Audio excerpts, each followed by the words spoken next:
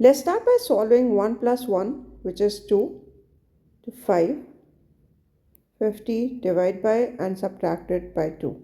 Next we solve this. This becomes 10. 50 divided by minus 2. We solve for division.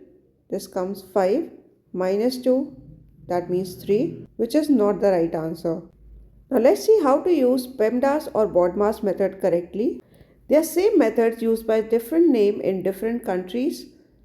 In PEMDAS and BODMAS, we use parenthesis and bracket first, then exponents or order, then comes division or multiplication, which are of same priority. If both are given, solve the equation from left to right. Similarly, addition and subtraction are of same priority, solve it from left to right.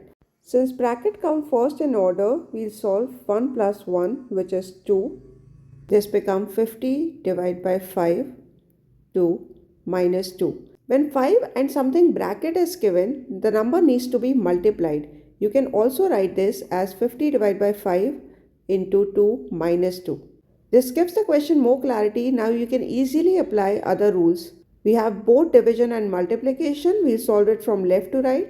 First we'll solve 50 divided by 5, 10 into 2 minus 2. Solve for multiplication, 20 minus 2, and you get your correct answer as 18.